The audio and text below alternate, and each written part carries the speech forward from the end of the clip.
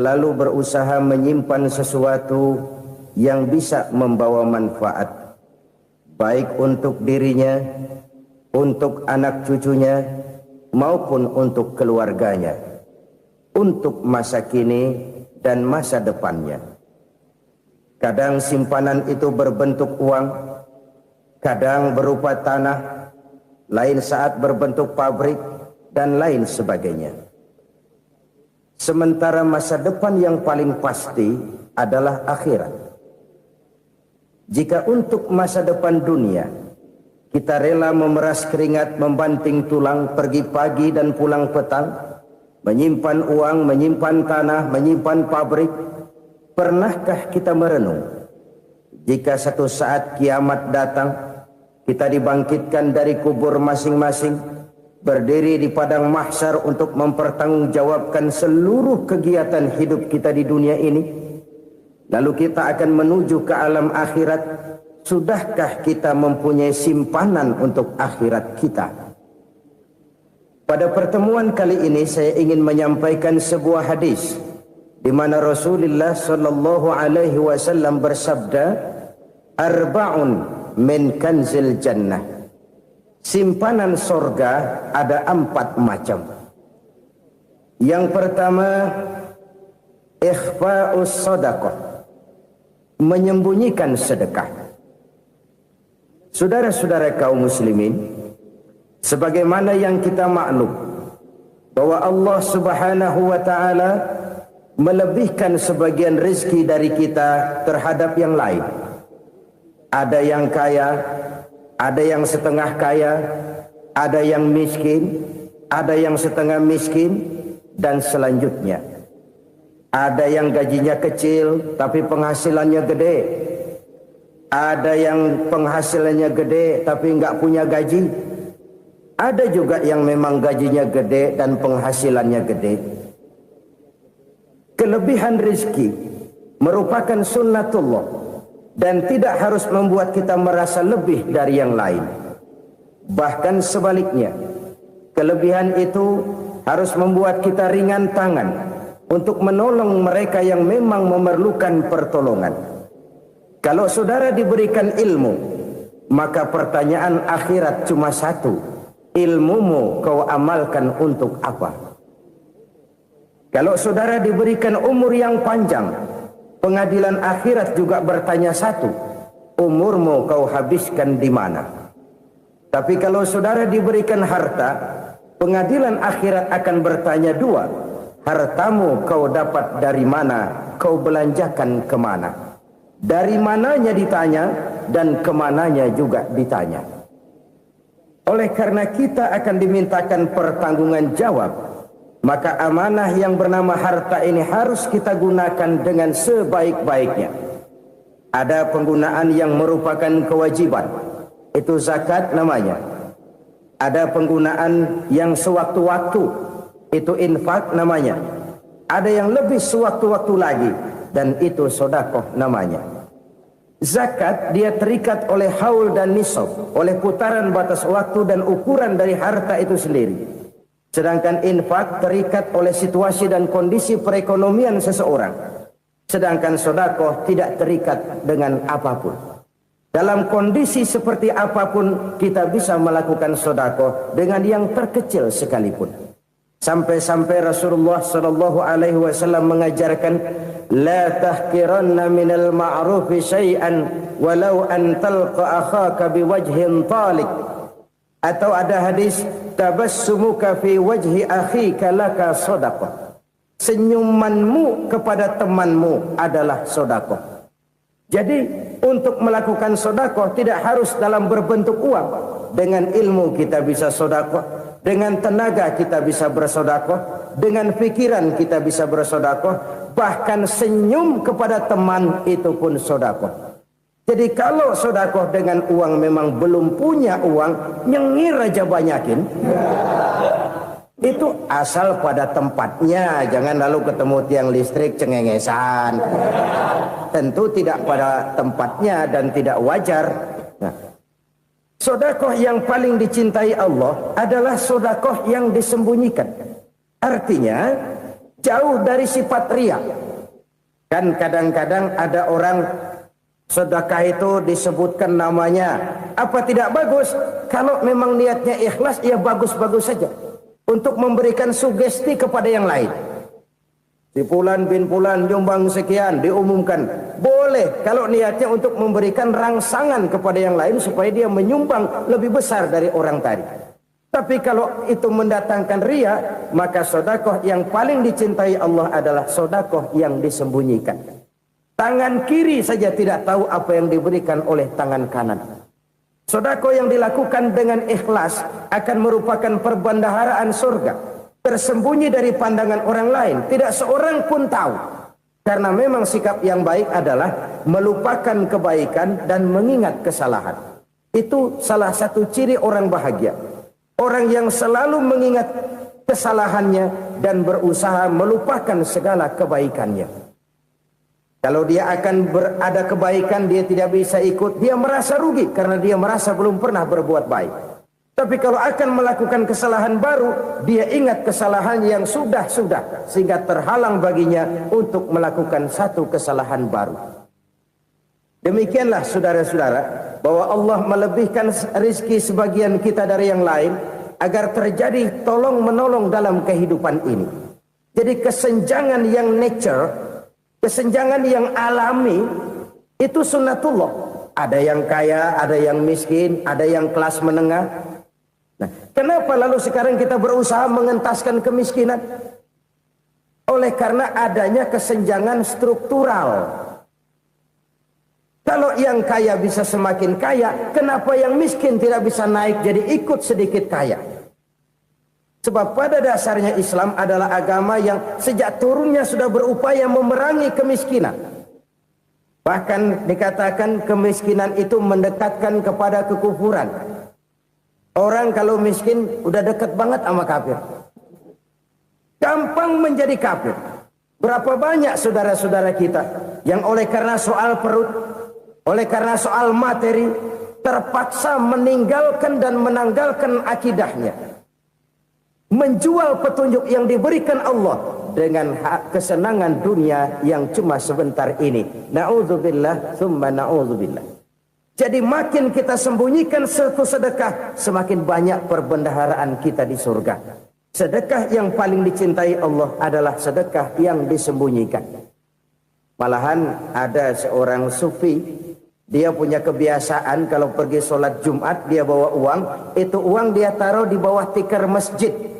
Dia niat sedekah kepada siapa saja yang nemuin itu duit. Maksudnya apa? Supaya yang nemuin nggak tahu siapa yang punya duit. Demikian dia saking ingin menyembunyikan sedekahnya. Karena sifat riya itu bisa memakan amal kita sendiri. Riya itu termasuk menyebut-nyebut kebaikan kita. Orang yang suka nepuk dada, sedikit-sedikit ngitungnya kalau nggak gua. Tuh kalau nggak gua tuh. Tuh yang belas itu kalau nggak gua, kalau nggak gua. Iya kalau nggak lu kenapa emang? Orang yang suka menepuk jasa. Tuh biasanya memang begitu saudara-saudara. Kalau perang lagi berkecamuk, orang nggak sempat ngaku jadi pahlawan. Tapi begitu perang selesai, yang kagak kenal bedil ngaku pahlawan. Mas. Itu sesuatu yang biasa. Oleh karenanya, orang-orang yang ikhlas dalam bersedekah, disembunyikannya sedekah itu, Allah cinta betul. Malahan ada hadis memberikan jaminan, inna sadaqatal mar'il muslimi tazidu fil umri wa tadfa'u mitatas su'i. Sesungguhnya sedekahnya seorang mukmin tazidu fil umri, bisa menambah umur panjang. Wa tadfa'u mitatas su'i, dan menyelamatkan manusia dari mati secara su'ul khatimah. Jadi siapa yang kepengen panjang umur, banyaklah sedekah. Yang bosan hidup, pelit terus. Sedekah menambah panjang umur dan menyelamatkan manusia dari mati secara su'ul khatimah. Pak, katanya umur itu nggak bisa ditambah, nggak bisa dikurangin. Kapan? Kalau ajal sudah datang. Fa idza jaa ajaluhum la yastakhiruna sa'atan wa la yastaqdimun. Kalau ajal datang tidak bisa dimajukan, tidak bisa dimundurkan. Itu kalau ajal sudah datang. Tidak bisa lagi umur ditambah dikurangi, sudah datang. Tapi kalau belum datang, itu kan haknya Allah. Mau ditambah, mau dikurangi, hak prerogatif Allah. Sebagai pencipta manusia, Allah maha kuasa dan maha mampu. Sedekah ini menambah panjang umur dan menyelamatkan manusia dari mati secara su'ul khatimah. Itu orang mati kan sama ya, kondisinya mati, nggak nafas. Tapi hakikat mati kan lain-lain. Ada yang mati itu husnul khatimah, baik akhirnya.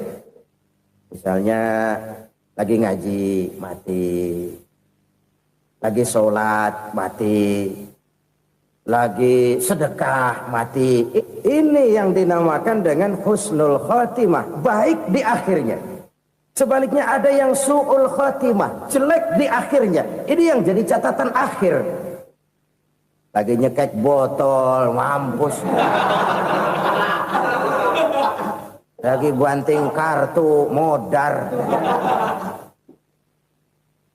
Su'ul khatimah, jelek pada akhirnya. Sedekah menyelamatkan manusia dari mati secara su'ul khatimah. Dan kita semua kepengen mendapat husnul khatimah, jauh dari su'ul khatimah. Oleh sebab itu yang bisa menyelamatkan kita dari penyakit itu antara lain adalah sedekah yang disembunyikan. Yang dikerjakan dengan ikhlas karena Allah. Tidak karena kepengen dipuji orang, tidak karena ingin dikatakan orang pemurah, sebab orang dermawan itu orang yang memberi tanpa harus diminta. Kalau masih harus diminta, ya belum dermawan namanya, masih harus diminta. Kalau nggak diminta ya tulus, lolos, polos. Saudara-saudara kaum muslimin rahimakumullah. Harta adalah amanat dan akan kita pertanggungjawabkan. Allah melebihkan rizki sebagian kita dari yang lain agar kita saling tolong menolong, bantu membantu. Nabi janjikan siapa yang meringankan beban saudaranya muslim di dunia, Allah akan meringankan bebannya di akhirat nanti. Sebuah jaminan dari baginda Nabi. Si orang yang kita bantu barangkali tidak bisa membalas, Allah yang akan membalas lewat jalan lain yang tidak pernah kita sangka-sangka. Ada orang tanya, Pak, ini ada orang nyumbang masjid sambil marah-marah, bagaimana? Saya bilang sumbangannya aja ambil, marahnya jangan. Marahnya jangan diambil, itu urusan dia. Saudara-saudara kaum muslimin rahimakumullah. Umat Islam ini kan umat yang punya potensi besar. Kadang kita merenung, kenapa kadang-kadang pembangunan masjid kok lambat sekali? Kalau hotel hari ini peletakan pertama, bulan depan peresmian. Supermarket hari ini peletakan batu pertama, minggu depan peresmian. Tapi kalau sudah yang namanya masjid, kadang-kadang peletakan batu pertama sekaligus jadi batu terakhir. 3 tahun, 4 tahun, campur nebar jalak di jalanan. Duit dijaring kayak ikan sepat. Apa tidak ada orang Islam yang kaya? Banyak. Apa tidak ada pengusaha muslim yang jadi konglomerat? Ada. Lalu yang belum banyak itu yang komit terhadap nilai-nilai agamanya. Akhirnya kita jatuh jadi umat yang lemah. Belum ada pengusaha konglomerat muslim buka pabrik supermi cap bedug misalnya umpamanya atau pabrik kecap cap sorban supaya identitas keislamannya sedikit kelihatan. Kita jatuh jadi umat yang lemah karena potensi tidak terinventarisir dengan baik. Kita ini ibarat kompor yang cuma matengin nasi orang lain. Potensi kita dimanfaatkan oleh orang lain. Ukhuwah Islamiyah kita baru terbatas kepada silaturahmi. Ukhuwah di bidang ekonomi kita lemah, ukhuwah di bidang kebudayaan kita lemah, apalagi ukhuwah di bidang politik kita lebih rapuh lagi. Padahal ukhuwah itu adalah totalitas kehidupan manusia, menyangkut ipolek sosbud, memerlukan nilai-nilai ukhuwah. Jadi oleh karena itu mari kita menyadari di dalam harta kita, walaupun kita yang cari pergi pagi pulang sore peras keringat banting tulang, di sana ada harta anak yatim, di sana ada hak masjid, Di sana ada hak pesantren, di sana ada hak jihad. Berbahagialah seseorang apabila dia oleh Allah dijadikan keran. Keran itu menyimpan air, tapi tidak untuk dirinya, tapi disalurkannya kepada mereka yang memang memerlukannya. Saudara-saudara kaum muslimin rahimakumullah, ini yang pertama. Jadi perbendaharaan surga adalah menyembunyikan sedekah. Orang lain nggak tahu, kita pun nggak pernah ngitung-ngitung. Kita anggap lewat begitu saja, padahal itu deposit akhirat. Satu. Yang kedua, perbendaharaan surga itu apa? Wa kitmanul musibah, menyembunyikan kesulitan. Kadang orang takut menghadapi kesulitan. Tapi makin kita merenung, hidup ini kan sebenarnya urusan. Takut sama urusan, ya jangan hidup. Tandanya orang hidup itu kalau punya urusan. Urusan melupakan problem. Problem sering menimbulkan kesulitan. Kesulitan bukan untuk ditakuti, tapi untuk diatasi dan dicarikan jalan keluarnya. Siapa sih orangnya yang nggak pernah sulit-sulit? Makin tinggi status sosialnya, makin gede urusannya. Makin tinggi kualitas imannya, makin berat tingkat kesulitannya. Cuma memang yang namanya enak itu seperti pelangi. Biang lala itu nggak pernah di atas kepala kita, di atas kepala orang melulu. Lo sih enak lo, kata kita. Dia juga bilang yang enak kan lo. Pelangi itu nggak pernah di atas kepala kita. Kata tukang beca, aduh enak ya naik Mercy. Kata tukang beca, apa yang di dalam mobil Mercy? Aduh enak bener tukang beca, di jok ngeringkuk ngorok pules bener. Saya kamar pakai AC sejuk, tempat tidur sutra empuk, alga spring bed, gula kulik nggak bisa pules kalau belum minum Valium, belum tidur. Enak bener tukang beca, di jok ngorok nggak tahu wetan kulon. Si tukang beca bilang yang di Mercy enak, yang di Mercy bilang tukang beca enak. Inilah enak. Nggak pernah di atas kepala kita, di atas kepala orang lain melulu enak itu. Nah, saudara-saudara, yang merupakan perbendaharaan surga itu orang yang bisa menyembunyikan kesulitan, baik pribadi ataupun rumah tangga. Nih terutama rumah tangga yang jadi soalnya. Kadang-kadang kita ini kalau senang, sebaliknya kalau senang kita diam, kalem aja, cuek. Banyak banget duit kita, bawaan diam aja udah. Malah ketemu orang takut. Tapi begitu susah, sekampung tahu. Padahal Nabi mengajarkan perbendaharaan surga itu menyembunyikan musibah, menyembunyikan kesulitan. Kalau enak, cerita sama orang-orang. Kalau nggak enak, rasain sendiri, tekan sendiri, atasin sendiri. Kita kan sebaliknya. Senang kita diam. Asal lagi susah, paling tidak kita nyari teman buat cerita kesusahan. Siapa orangnya yang nggak pernah susah? Cuma soalnya bagaimana kita mengatasi kesusahan itu sendiri. Begitu juga misalnya kalau orang sudah berumah tangga, itu orang tuanya harus menjadi tempat dia cerita yang enak-enak saja. Yang nggak enak rasain berdua, selesaikan berdua, atasin berdua. Jangan dibalik. Asal senang diam, giliran susah saja. Maknya laporan. Terbalik. Bisa menjaga security informasi. Maka nama bayam keluar diam. Malah seluitan. Enak amat lo makan daging ayam. Security informasi. Saudara-saudara kaum muslimin rahimakumullah. Ujian yang terberat itu yang pernah diberikan kepada para nabi, para rasul, para aulia, para ulama. Makin tinggi keimanan, makin berat bentuk kesulitan. Ayo saya kemukakan satu contoh saja. Ada seorang nabi yang kaya, nabi kaya, namanya Nabi Ayub. Iblis kalau orang begini kan keki, ibadahnya rajin, kaya, nih yang kayak begini susah digodain. Kalau ibadahnya rajin, miskin, kali bisa disogok. Sini imannya mantap, ibadahnya rajin, kaya, nabi lagi. Oh, tapi namanya iblis nggak kurang akal. laporan. Tuhan, kenapa Les?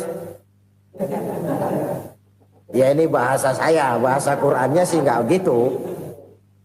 Itu hambamu yang namanya Ayub, dia rajin ibadah cuma karena dikasih kaya aja. Coba kasih miskin dia, berhenti dia sembahyang. Ah, kamu bisa aja.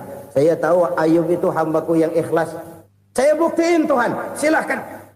Dibuktiin lah, iblis turun ke alam ini. Yang mula-mula dia lakukan, dia rusak sawah ladang Nabi Ayub.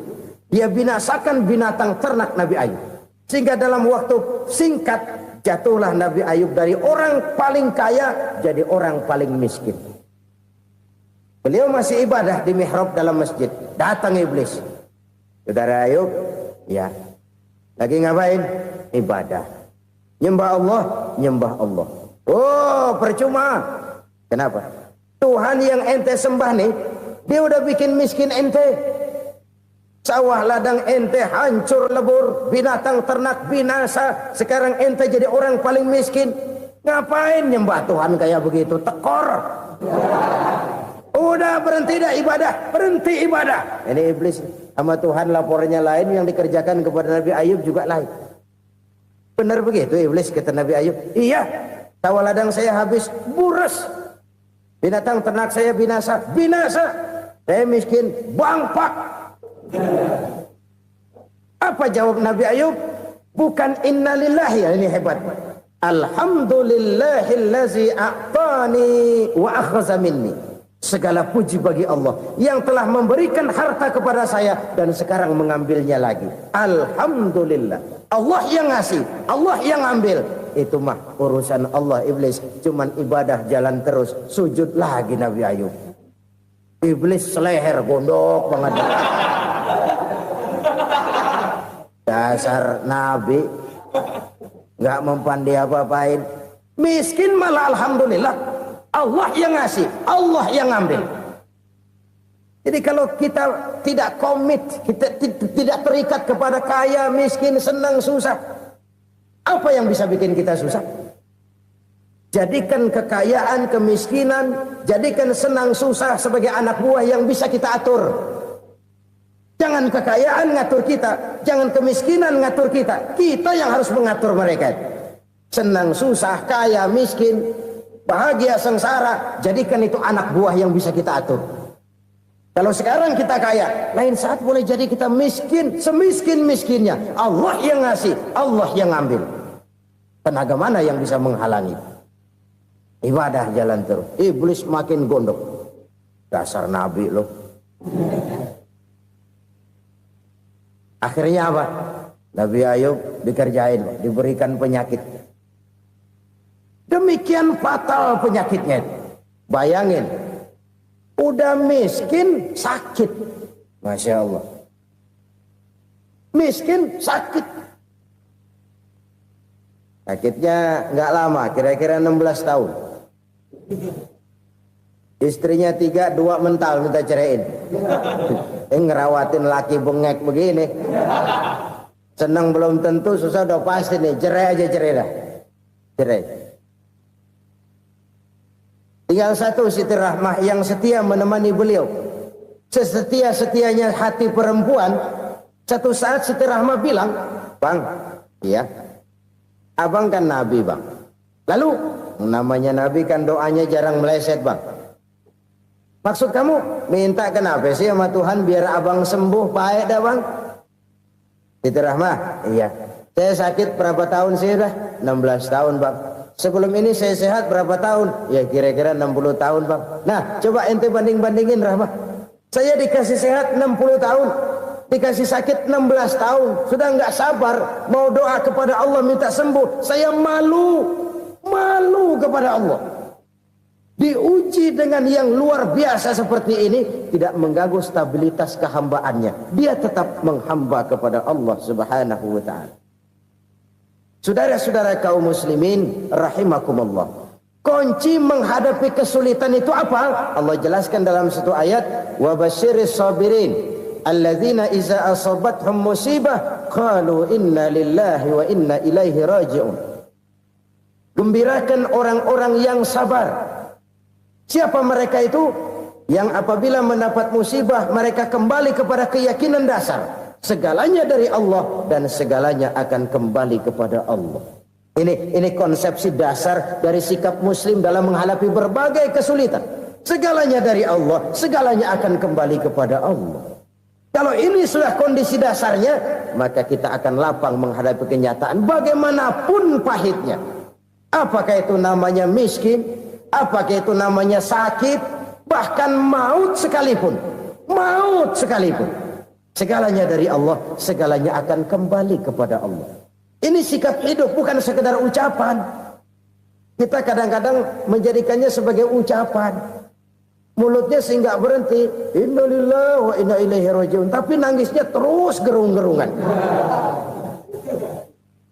Bukan itu, ini kesadaran moral. Kalau segalanya dari Allah, segalanya kembali kepada Allah, kan sebenarnya cuma nunggu giliran. Hari ini saya nyembayangin dia, entah hari apa saya disembayangin orang. Hari ini saya antar dia ke kubur, entah hari apa orang nganterin saya ke kubur. Hari ini saya tahlilkan dia, entah nanti kapan orang tahlilkan saya. Segalanya dari Allah, segalanya akan kembali juga kepada Allah. Oleh sebab itu saudara-saudara, kesulitan bukan untuk ditakuti. Kesulitan justru untuk diatasi, dicarikan jalan keluarnya. Dan tidak ada orang yang tidak pernah mendapat kesulitan. Tidak ada. Semakin tinggi status sosial, semakin tinggi kualitas keimanan, semakin besar juga tingkat kesulitan. Hanya saja bagaimana cara kita mengatasinya. Dan Al-Quran menyatakan, inna ma'al usri yusra. Di balik kesulitan itu pasti ada kemudahan. Roda itu berputar. Karena itu Rasulullah sallallahu alaihi wasallam mengingatkan kepada kita, ta'arraf ilallahi firraha ya'rifka fisyiddah. Ingatlah kepada Allah di waktu kamu senang, supaya Allah ingat kepada kamu di waktu kamu susah. Kalau waktu senang kita ingat kepada Allah, kita susah, Allah tidak akan meninggalkan kita. Tapi kalau waktu senang kita jauh dari Allah, sujud tidak sempat, dengan masjid jauh, ketika senang kita lupakan Allah. Nanti begitu kita susah, Allah lupakan kita. Dan itu menyakitkan. Oleh karena itu orang-orang tua kita dulu bilang, kalau lagi sehat ingat-ingat lu bakal sakit nanti. Kalau lagi kaya ingat-ingat satu saat kita bakal jatuh miskin. Bahkan kalau lagi muda ingat-ingat kita bakal tua. Dan yang terpenting, kalau lagi hidup ingat-ingat kita bakal mati. Saudara-saudara kaum muslimin rahimakumullah. Jadi yang kedua yang merupakan perbendaharaan surga, menyembunyikan musibah. Saudara-saudara kaum muslimin rahimakumullah. Hal ketiga yang merupakan perbendaharaan surga adalah wasilatur rahmi. Orang yang suka bersilaturahmi. Sebagaimana yang kita maklum bahwa manusia adalah makhluk yang disebut zon politika. Makhluk sosial yang tidak mungkin hidup sendiri-sendiri. Betapa dan siapapun kita memerlukan orang lain. Bodoh betul manusia kalau tinggal di tengah masyarakat tapi tidak mau bermasyarakat. Merasa hebat sendiri, pinter sendiri, gagah sendiri, kaya sendiri. Mungkin kalau mati juga ngubur sendiri. Jangankan kita di sini, di sorga saja Nabi Adam waktu sendirian bengong melulu, mondar mandir.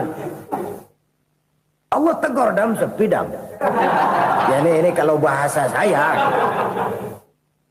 Iya Tuhan sepi ini nggak ada coret-corekan pisan ini.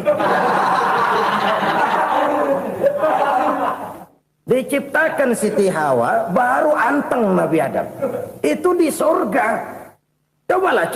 Umpamanya saudara tinggal di Jakarta nih. Kayak bener. Apaan aja di Jakarta punya saudara dah. Jembatan Semanggi ambil. Monas, Buntel bawa pulang.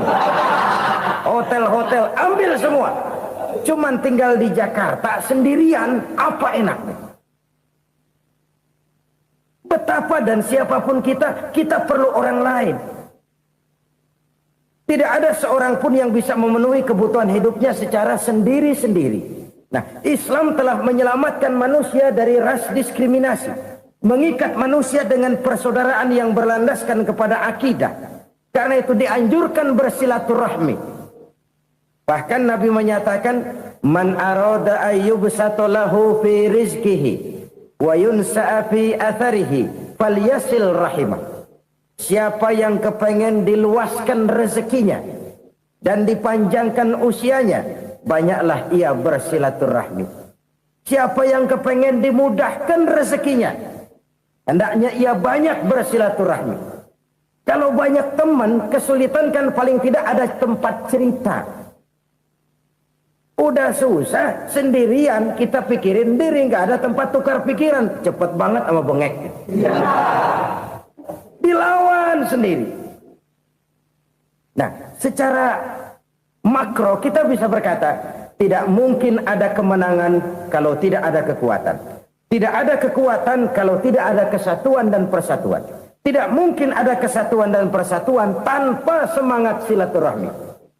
Kalau umat Islam mau menang, dia harus kuat. Kalau umat Islam mau kuat, dia harus bersatu. Kalau umat Islam mau bersatu, dia harus membudayakan silaturahmi ini. Bahkan sampai-sampai kata Nabi, kalau bisa cari nilai tambah. Apa? Silman qata'ak. Bersilaturahmilah kau kepada orang yang marah denganmu. Masya Allah, indahnya ajaran agama kita.